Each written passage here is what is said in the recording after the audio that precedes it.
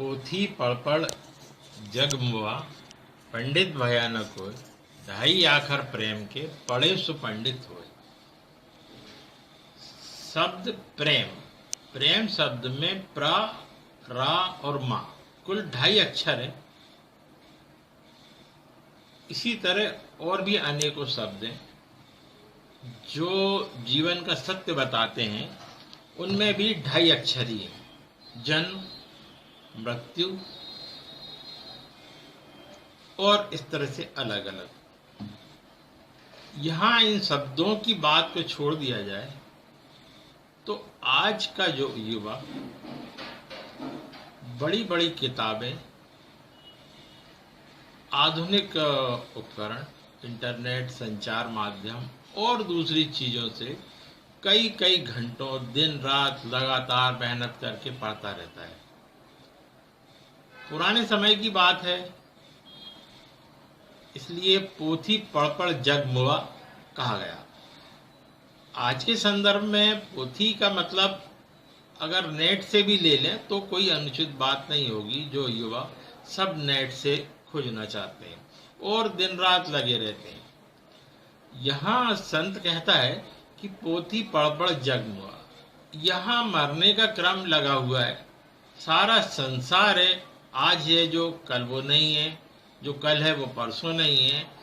कई किताबें उन्होंने पढ़ ली, कई ज्ञान उन्होंने अर्जित कर लिए, बहुत बड़े पंडित बन गए, बहुत बड़े ज्ञाता बन गए, हर चीज को जानते हैं वो।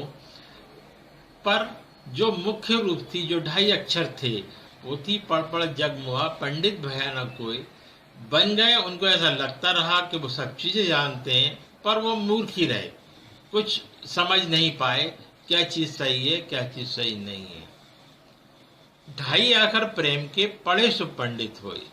बहुत ही संक्षिप्त में चीजें, बहुत ही संक्षिप्त में ज्ञान जीवन में यदि वो सीखता है, उसको बहुत आगे तक ध्यान रख सकता है, उसको फॉलो कर सकता है, और उस पर खुद भी चल सकता है, दूसरों की भी चला सकता है। ये जो मैंने शब्द कहे, जन्म, मृत्यु और भी अनेक शब्द हैं जो 2.5 अक्षरों से ही मिलकर बने हुए हैं। यहाँ कुल 2.5 अक्षर का मतलब प्रेम में पा, रा और माँ, जन्म, जाना और अदा, ना और माँ की बात नहीं है। बात यहाँ है सारगर्भित चीजें जो प्रकृति में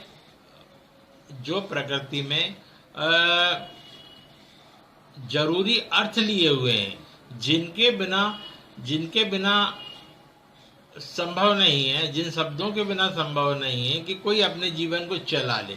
जैसे जन्म होता है, मृत्यु है, मृत्यु होती है, शाश्वत सत्य है।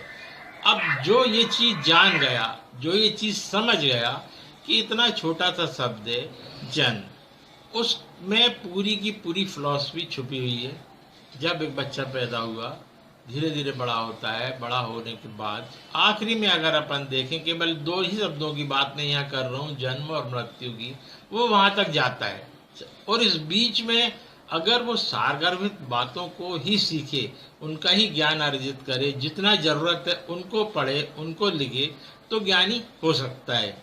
यहाँ आज का युवा इतना भटका हुआ है कि वो ये भी जानना चाहता है कि मेडिकल के फील्ड में क्या है, वो ये भी जानना चाहता है इंजीनियरिंग क्या है, वो ये भी जानना चाहता है राजनीति में क्या हो रहा है।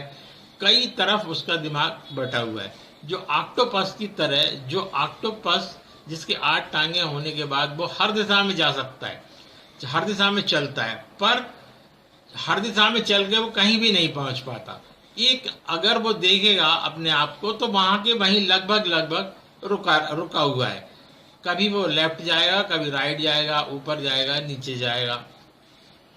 यदि इसकी जगह पर जिसके 2 ही पैर हों, चाहे वो आदमी हो, जानवर हो, पशु पक्षी हों, उड़ने वाले हों, एक ही दिशा में चलेंगे तो जरूर से जरूर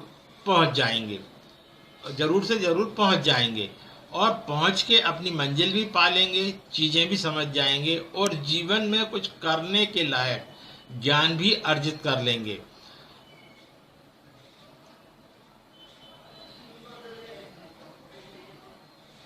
जबकि सारी चीजों को पाने के चक्कर में एक चीज भी नहीं प्राप्त कर पाएंगे। तो यहाँ पर संत का मत है, यहाँ पर संत का मत है कि 2.5 अक्षर प्रेम की, उसको शाब्दिक अर्थ में भी अगर आप लें, मेल मिलाप में, मेल जोल में, पढ़ाई लिखाई में, अपने दैनिक व्यवहार में भी अगर किसी से नम्रता से आप पेश आएंगे, वो आपको ध्यान रखेगा, आपकी चीजों को ध्यान रखेगा।